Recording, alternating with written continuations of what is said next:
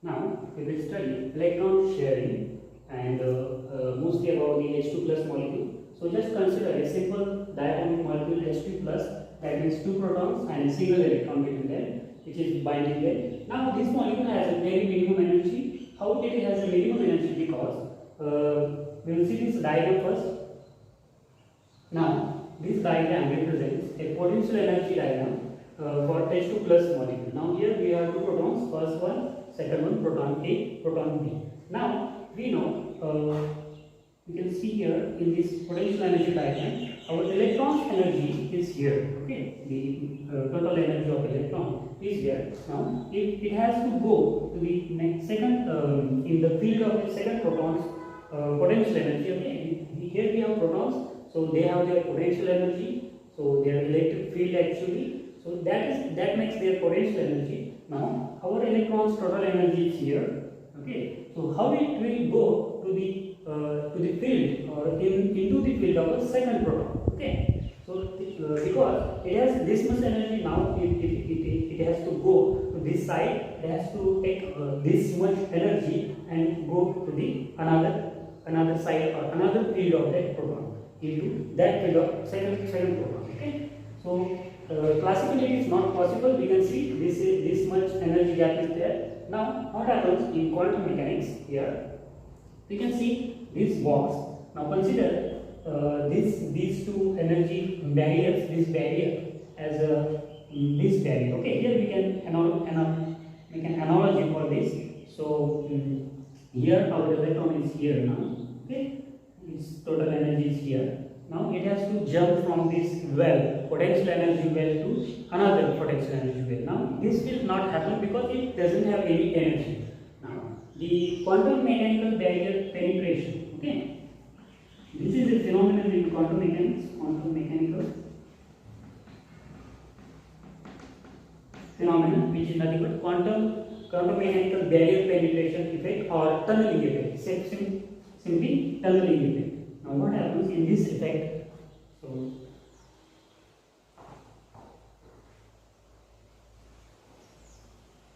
So in this effect, what happens?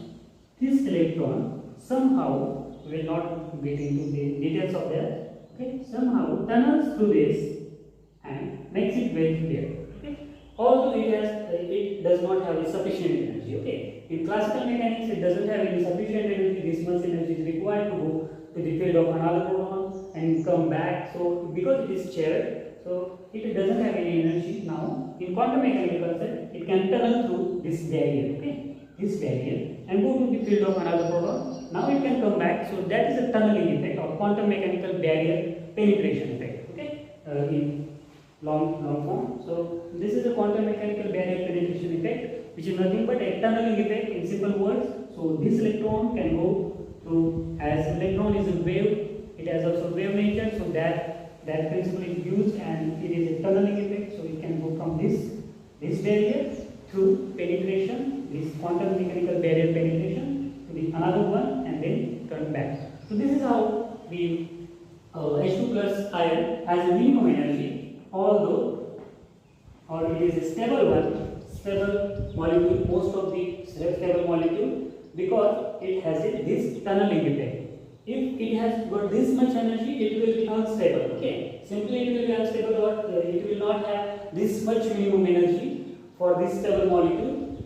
So this tunneling effect in quantum mechanics explains well this binding of 2 protons with a single electron, or the jump of electron, or the transfer or the sharing of electron by the 2 protons using this tunneling effect. Okay, although it has not minimum or the sufficient energy to pass the barrier, this potential barrier.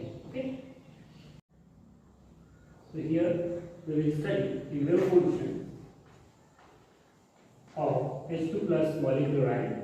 Here in these diagrams we can see the wave functions. This wave function is for first proton. Okay, this one is for second proton here. So we have given their names A and B, proton A, proton B. Now here this distance is showing the minimum or the smallest Bohr radius A naught Okay, so we know within this smallest radius, smallest Bohr orbit, the finding to find the electron density or the probability of finding the electron is higher. That is, the electron density is higher in this region. So this is the representation only. Okay, so here first proton, second proton. Now we are combining them. We are taking them closer together. Okay, so they are getting closer. Now in this diagram, they are close enough. Now this distance is r. They are close enough to form a overlap, to form a bond. Now in this region, the electron density is higher. Okay, so the probability of finding that electron in this region is higher. So this forms a partial negative charge, and obviously here is proton, so that will be positive charge. So this is how the bond gets formed due to the attraction of these two charges. Okay, so this is the formation of bond in terms of wave function. Okay, so this is wave function for first proton, this is wave function for second proton. They are combining now. They have in this diagram they have combined enough or sufficient combinations happening. So the molecular bond is formed. Now here we can see here, if they come closer, more closer, and the distance becomes r is equal to 0, which is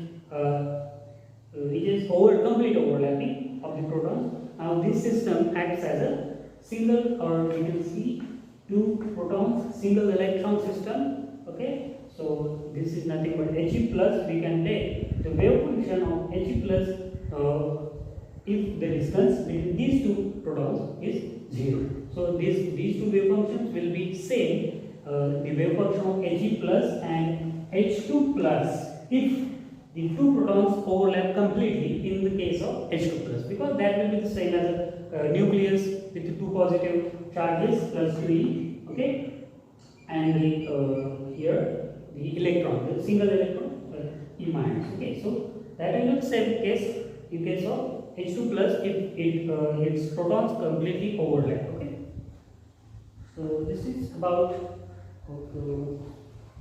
H2 plus molecular ions wave function. Resultant wave function is here. Now this is a symmetric addition. Okay, or symmetric formation of this H2 plus molecular ion. Now there is also another one. So lastly, that was symmetric combination of these two wave functions. Now it is antisymmetric. Here we can see the antisymmetric nature. Now when we add these two wave functions together here, then we can see here at the center the electron density is diminishing. Okay, so it is not as much as we can say as a negative charge. Okay, so that is not a sufficient negative charge to hold these two atoms together. So there is no bond formation. Okay, so it is only positive with proton, the proton. Okay, so due to the insufficient negative charge in between these two, we can see that the electron density is higher here and here, not here. Okay, so they are not combining in antisymmetric mode. So in antisymmetric mode, there is nothing but just a negligible charge, negative charge in between these two. We can see the node here. Okay, so this is not a bond formation. So in antisymmetric mode, the bond cannot form. In symmetric mode, we have seen that like their structure was like this, and that in that part there was excessive negative charge, so that bond can form. There's positive and negative charges can attract each other.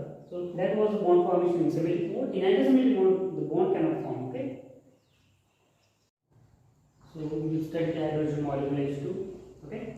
So we know Pauli's exclusion principle, according to which no two electrons can possess same electronic state or same quantum state. So in that Pauli's exclusion, another principle is there, that means formation or a wave function of multi-electronic system or system of electrons should be shown by antisymmetric wave functions. Okay, so that is another principle, antisymmetric wave function. So if we are describing a system of electrons, we need to show it with antisymmetric wave function, not the symmetric one. Okay. So if we want to choose a complete wave function, or we want to find out the complete wave function of a system of electron. Here we can see this is a system of electron having 2 protons, 2 electrons. So complete wave function of a system of electrons is nothing but a product of special wave function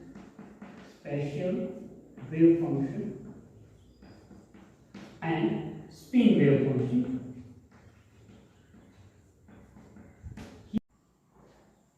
So the special wave function describes the coordinates of the electrons, and the spin wave function shows the orientations of their spins up or down. Okay, so that is the product. This product gives us the complete wave function. Now, if we want to choose an antisymmetric wave function, what is the condition here? One of this product must be antisymmetric. Okay, so if we choose antisymmetric coordinates or antisymmetric special wave function, then we need to choose a spin wave function which is symmetric. If we do it alternate type, like spin wave function is antisymmetric and special wave function symmetric. Not same symmetric, so their product will be symmetric, is not allowed. So antisymmetric, their product will be symmetric. So that is also not allowed. So one must be antisymmetric, one must be symmetric, one must be symmetric, one must be antisymmetric. So that will result in antisymmetric wave function, complete wave function of their system of multiple electronic system. Okay. So special wave function describes coordinates of electrons. Okay, and this shows the orientation of spin.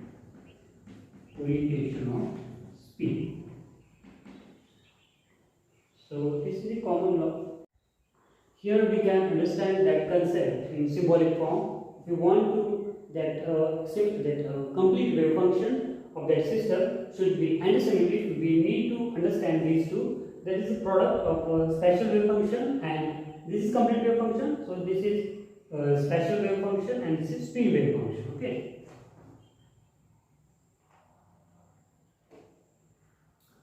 So draw it just bigger one. So it will differentiate from this special one. Okay.